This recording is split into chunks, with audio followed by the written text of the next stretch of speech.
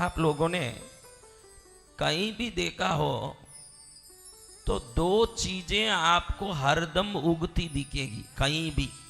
एक तो दूर्वा घास, आप कहीं भी देखो उसको उखाड़ दो, आप कितना भी उखाड़ो उस जगह दूर्वा घास आके ही रहेगी। दूसरा है पीपल। पीपल आप देखेंगे तो कहीं भी पीपल उगता है तो वो उगने के लिए व्यवस्था नहीं देखता, खुद उस दीवार को तोड़ देगा, मकान को फोड़ देगा, लेकिन खुद की जड़ों को मजबूत करके बढ़ता जाएगा। ये पीपल का स्वभाव है। वैसे ही दूर्वा का स्वभाव, आप दूर्वा को देखिए, चाहे जितनी कोशिश करो आप निकाल के साफ करो, उसके जड़ को निकाल दो वो आके ही रहेगा। इस दूर्वा के बारे में बहुत महिमा, बहुत विशेषता बताई गई है। छोटी सी दृष्टांत देख के आज कुछ बातें हम सुनेंगे जो आनंदकारी हमारे जीवन को करने वाला बने। जाम्ब नाम का एक नगर था। क्या नाम? जाम। अभी कल का नाम पूछूं तो आज आपको याद नहीं होगा, कल जो सुना आज याद नहीं होगा, फिर भी हम बोलते रहते हैं क्योंकि बोलना हमारा स्वभाव है, सुनना आपका स्वभाव है। दोनों अपने अपने काम करते रहें। जी भगवान। जाम्ब नाम के उस नगर में सुलभ नाम का एक वैश्य रहता था, क्षत्रिय, बड़ा धनवान, गुणवान, धार्मिक, ज्ञानी, गुणी, सब प्रकार से सौलभ्य संपन्न था। उसकी पत्नी थी सुमुद्रा। दोनों ही ईश्वर भक्ति में रत, शास्त्र परायण, पुराण आदि कथा श्रवण में रुचिकर लोग बड़े आनंद से अपने जीवन बिताते थे। एक दिन सुलभ और सुमुद्रा दोनों बैठ के किसी शास्त्र के चर्चा में लगे हैं। उसी समय एक मधुसूदन नाम के ब्राह्मण का उनके घर में प्रवेश हुआ। ये ब्राह्मण बहुत समय से भूखे प्यासे और वस्त्र से भी मलिन, दरिद्र, इस घर में कुछ मिल जाए ये इच्छा से अंदर जैसे ही आके भिक्षाम देहि कहने लगे। पहले तो सुलभ को लगा कि मेरे घर में किसी ब्राह्मण का आगमन हुआ, मैं धन्य हुआ, इनको कुछ करूंगा, ऐसे सोच के खड़े होके उनका स्वागत करने के लिए प्रसन्न मुद्रा से उठा। लेकिन जैसे ही ब्राह्मण जी का वो दरिद्र वेश देखा, वस्त्र होते हुए भी दिगंबर लगते थे, वस्त्र होते हुए भी निर्वस्त्र लगते थे, तो ऐसा रूप देख के ही मन में लगा सुलभ को कि ऐसा मलिन शरीर और मलिन वस्त्र, ऐसे सोचते ही उनको हंसी आ गई। सुलभ क्षत्रिय को जोर से हंसी आई। जैसे ही ब्राह्मण अपने को देख के हंसते हुए सामने व्यक्ति को देखा, एकदम मधुसूदन ब्राह्मण को गुस्सा आ गया। गुस्सा आते ही क्षण में खड़े होकर के ब्राह्मण ने कहा कि नालायक, मुझे देख के हंसता है, ऐसे दांत दिखाता है, दांत दिखा के मेहनत करने वाला बेल बन जाएगा, ये मेरा श्राप है तुझे।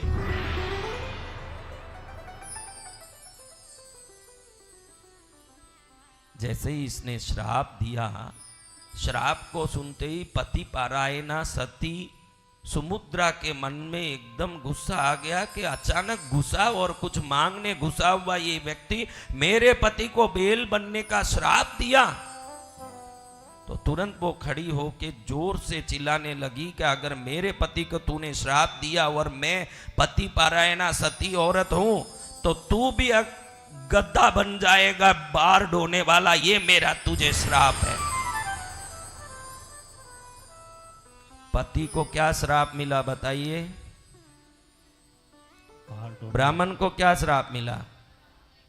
अब ब्राह्मण ने सुना कि मुझे गधा बनने का श्राप दिया, उसी समय उसको गुस्सा आ गया कि भाई मुझे गधा बनने का श्राप दे रही है, मुझे गधा बनने का श्राप देने वाली, मूत्र पीने वाली, विष्ठा खाने वाली चंडालन बन जाएगी तू, मेरा ये श्राप है।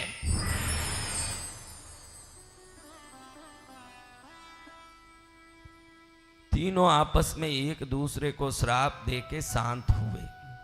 समय पूर्ण हुआ, श्राप को अपना काम करना ही था।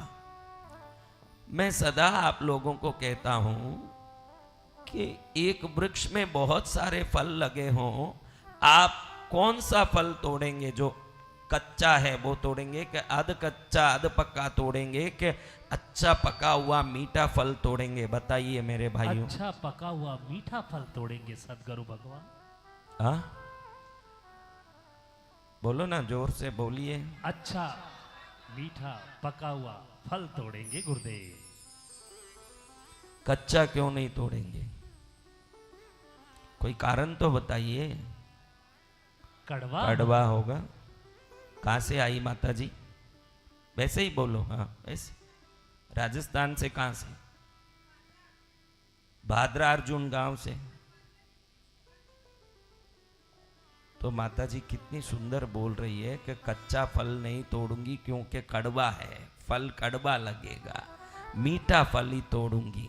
आप सबको प्रणाम करके बोलना चाहता हूं महाराज कि अगर कड़वा फल खाने में रुचि नहीं है, मीठा ही खाते हो, तो कड़वा शब्द भी दुनिया को दुख देता होगा, वो भी बोलना बंद कर दो। मीठा ही बोलना शुरू करो जीवन में।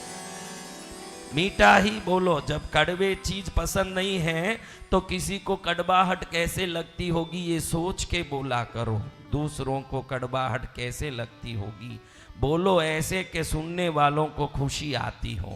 बोलो ऐसे कि सुनने वाले प्रसन्न हो जाएं, क्योंकि जैसे वृक्षों में फल है, संसार में शब्द है।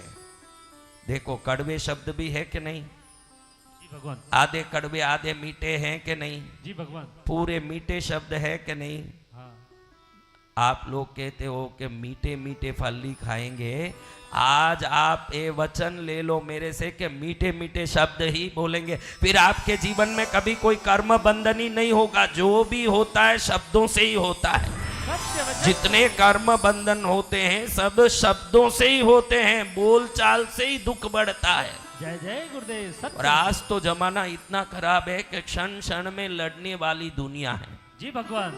रेलवे स्टेशन में लड़ाई, बस स्टैंड में लड़ाई, एयरपोर्ट में लड़ाई, कहाँ देखो वहां गली गुच्छे में लड़ाई, कहीं देखो वहीं लड़ाई का झगड़े का एक दृश्य दिखने में आता है। सही है ना भाइयों? सत्य वचन है गुरुदेव। आप में कितने लोग हरदम मीठा शब्द ही बोलते हो? वो सब हाथ ऊंचा करो। अब कोई ऊंचा करे तो मैं मानू न, पहले मानू तो बात अलग है ना। आप किसी में भी ऊंचा लोगे हाथ। आप जब तक मनुष्य हो मैं मानने तैयार नहीं कि आप हरदम मीठा ही बोलते हो। कभी तो ये कड़वा शब्द निकला ही होगा जीवन में कि सदा मीठा ही बोलोगे। अपने आप को मेरे सामने उत्तम क्यों साबित करते हो? उत्तम बन जाओ तो काफी है, साबित करने की जरूरत नहीं है। जय जय गुरुदेव। आप उत्तम बन जाओ तो काफी है, कोई साबित किसको करना है? जो ज्यादा हाथ ऊंचा करता है वो सबसे नीचा आदमी है, मैं ये मानता हूं। जो ज्यादा हाथ ऊंचे करते हैं वही सबसे खोटे हैं।